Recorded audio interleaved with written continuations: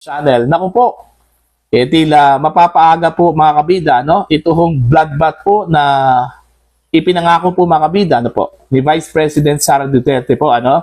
Sa kanya hong impeachment, ano? Matapos pong deklara po mga kabida ng Committee on Justice dyan po sa House of Representatives, ano? Ang dalawang impeachment complaints na sufficient, informed, and substance po, ano? Mga kabida. Bakit ko po nasabi na tila mapapaaga po itong bloodbath po, ano, mga kabida? Dahil kahapon po, nag-file na po ng appearance ad cautelam po, ano, ito hong mga abogado po, mga kabida, ni Vice President Sara Duterte. At hindi lang po basta-bastang mga abogado po, ano, hindi lang po iisa, dalawa, tatlo, kundi 16 lahat na mga abogado po ang nag-enter po ng kanilang appearance, mga kabida, ano? Diyan sa Committee on Justice. Alright? Now, ang tanong po dito, ito hong appearance ad cautelam po, ano, mga kabida, kapareho ba ito sa mga appearances po ng mga abogado diyan po sa korte, ano, mga kabida? Tandaan po natin, ang Committee on Justice po ay hindi po korte yan, mga kabida. Yung ginawa po nila, mga kabida, ay isa pong legislative investigation po, ano, patungkol ho sa mga reklamong isinampa po, mga kabida, laban po kay Vice President Sara Duterte in violation di umano sa ating saligang batas, ano, mga kabida, ano. Since the Vice President is an impeachable official, okay, titingnan po doon, mga kabida, okay, kung meron bang mga impeachable offenses po, ano, na ginawa po itong si Vice President Sara Duterte while siya po ay nanunungkulan, ano, bilang Vice Presidente po ng Pilipinas, ano, mga kabida. Eto, ni-research ko po, ano po ang ibig sabihin ng appearance ad cautelam, ano, mga kabida. Eto, appearance ad cautelam is a legal term meaning appearance out of caution, ano, mga kabida. Okay? It refers to a situation where a lawyer or party appears before a court not to submit to its jurisdiction but only to protect the rights while questioning the court's authority, ano, mga kabida. And since ito pong Committee on Justice po ay hindi po korte, ano, okay, dito tayo sa case po ni Vice President Sara Duterte. In the case of Sara Duterte, where her lawyers filed an appearance ad cautelam before the House Committee on Justice during the impeachment proceedings, it has a specific legal implication. Ano po yung specific legal implication po dito, ano, mga kabida? Ito, the lawyers are appearing only as a precaution, okay? But they are not recognizing the authority or jurisdiction of the committee over their client, ano. So, nag-enter lang po sila ng kanilang appearance, mga kabida, no? Hindi po dahil ni-recognize po nila ang authority or jurisdiction po ng Committee on Justice, but to protect the rights of the Vice President, mga kabida, ano? Okay? Malinaw po yun, ano, mga kabida. Alright, eto, tuloy po tayo. Okay? Why lawyers do this? Bakit ginawa po ito ng mga abogado po ni VP Sara, no?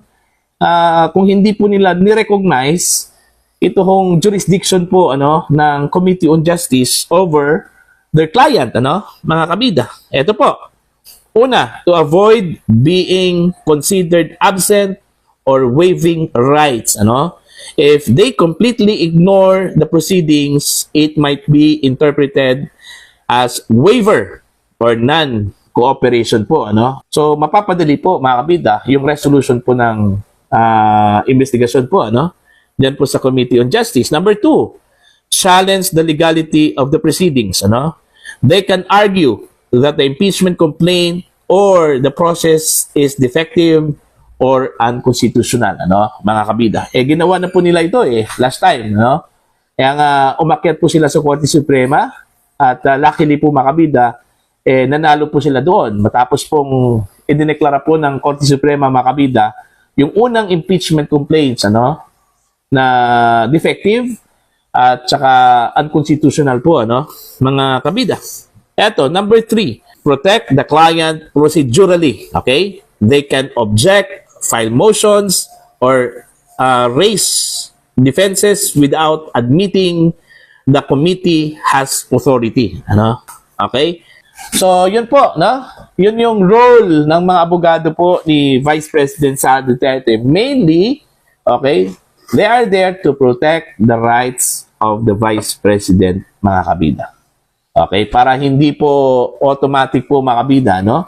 Na i-shortcut po yung proceedings. Okay, kailangan po meron pong due process po ano mga kabida para at least man lang makikita po doon mga kabida kung patas ba na ihahandle po ng Committee on Justice yung impeachment proceedings po ano laban po kay Vice President Sara Duterte ano po mga kabida. So as to whether pupunta ba ano o a-attend itong si Vice President Sara Duterte ay hindi pa po check yan ano mga kabida. Pero definitely ano iimbitahan po mga kabida ng Committee on Justice itong si Vice President Sara Duterte ano. Okay? Na umattend po diyan po sa pagdinig po mga kabida ng Committee on Justice. Although may mga impression na po mga kabida no dito ho sa Committee on Justice na hindi po patas ano mga kabida at parang ang gagawin lang po nila dito sa proceedings is for compliance lang po ano doon po sa guidelines na sinet po mga kabida ng Korte Suprema.